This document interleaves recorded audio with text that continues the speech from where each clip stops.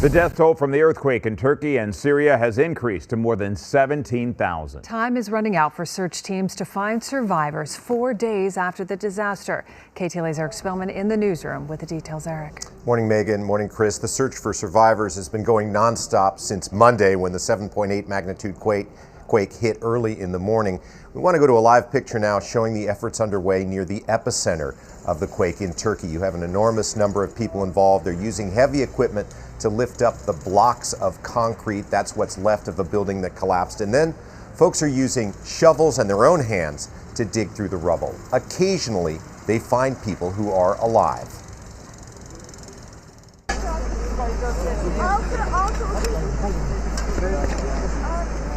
Sometimes there are miracles. Rescuers put a neck brace on an elderly woman after pulling her out of the rubble. She'd been buried there for more than 72 hours in freezing weather.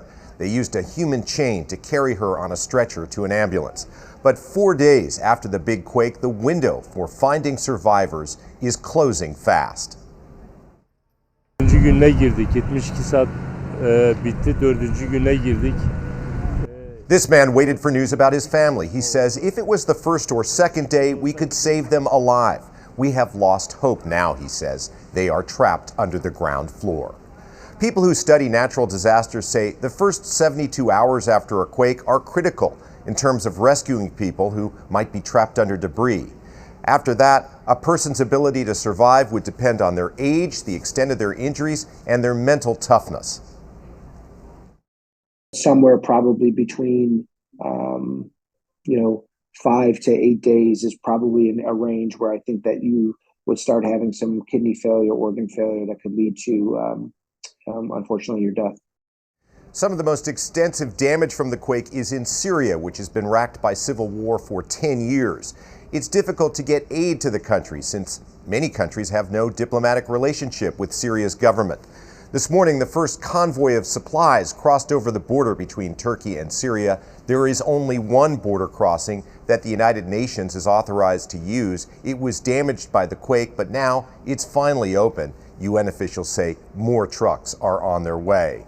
But the situation is grim for those who've survived the quake. Temperatures go as low as 5 degrees overnight. Refugees sit by campfires to warm themselves. Some are staying in tents or in stadiums. Many have been outside since the quake hit because they're too afraid to be inside of a building. And there are fears that people could now die from the cold.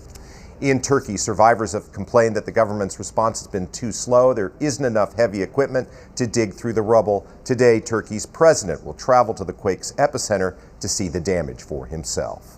Chris?